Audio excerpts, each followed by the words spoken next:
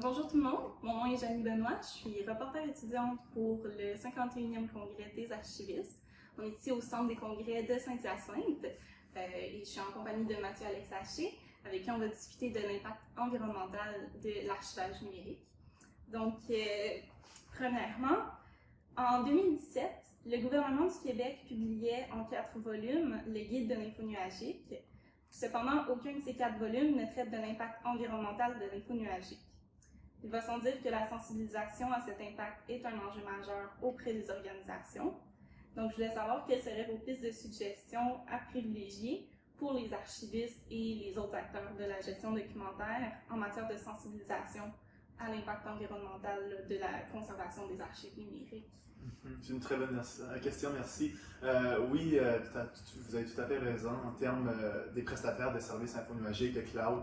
Je pense qu'un bon point de départ pour les institutions archivistiques, ça serait vraiment d'effectuer des enquêtes ou d'endosser un peu le rôle d'auditeur vis-à-vis ces prestataires-là. On peut penser aux GAFAM, Amazon avec ses services Amazon Web Services. Souvent, les prestataires de ce genre-là publient des rapports RSE, responsabilité sociale et éthique, qui reprennent vraiment des critères de durabilité. Par exemple, on peut penser à la réutilisation de la chaleur fatale qui est dégagée par les serveurs, aussi au niveau de la consommation d'eau. Mais c'est certain qu'avec ces rapports-là, il faut être prudent et faire preuve, je pense, d'un esprit critique, ou jeter un regard critique plutôt, parce que parfois, les dires de grandes entreprises comme ça peuvent parfois rejoindre à la limite du greenwashing. Donc, c'est toujours faire preuve de vigilance et aussi, je pense que c'est bien de faire une veille constante sur un peu les pratiques de ces entreprises-là pour un peu aligner son choix sur les entreprises qui sont respectueuses envers l'environnement. Super, donc c'est quand même une responsabilité des archivistes à ce niveau-là qui est intéressante puis qui va de l'avant avec des nouvelles façons de penser.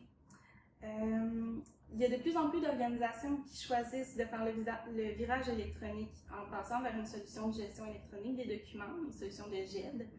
Il y a plusieurs logiciels, plusieurs plateformes qui sont disponibles sur le marché. Il y en a qui sont stockés localement, d'autres qui sont stockés en nuage.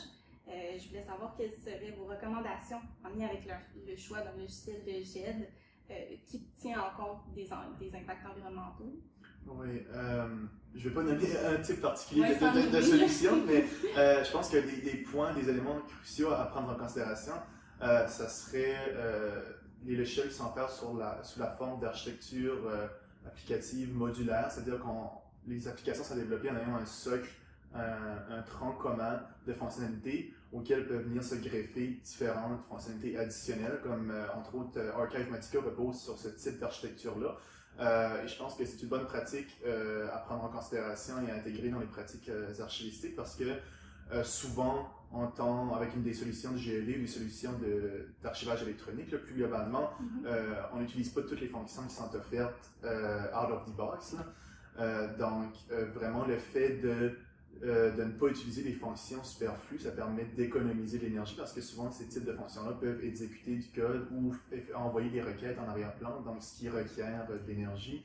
Donc, juste en prenant les fonctionnalités dont on a vraiment besoin, je pense que c'est déjà un bon pas vers l'avant. Il y a aussi la solution de préservation numérique Preservica a récemment dévoilé une charte d'engagement en termes de responsabilité sociale et éthique. Et un des éléments dans cette charte-là, c'est vraiment les critères environnementaux. Donc la compagnie s'engage vraiment à être plus transparente et à communiquer à ses usagers vraiment l'impact environnemental de leur utilisation. Donc pour les archivistes, ça peut être intéressant aussi de récolter ces données-là pour avoir une conscience de leur consommation énergétique en utilisant ces types de solutions infonuagiques.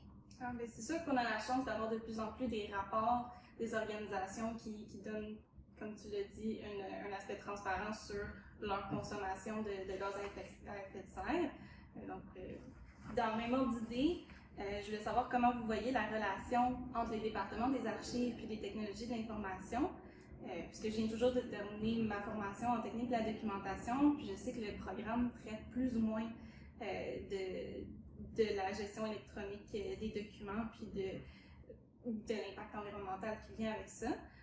Donc, je voulais savoir si vous croyez qu'il serait pertinent d'insérer un volet environnemental à la formation en gestion électronique.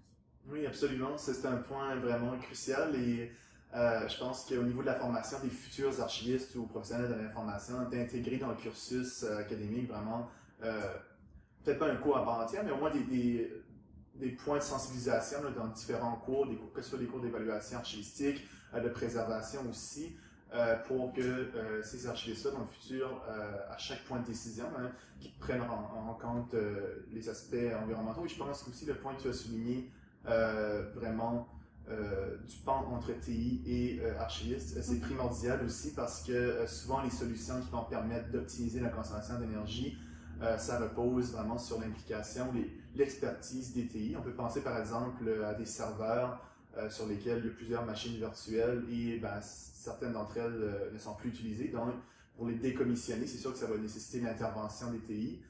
Pour les identifier aussi. Donc, je pense que vraiment, tous les TI et les archivistes doivent vraiment travailler de concert vraiment pour parvenir à des solutions plus vertes.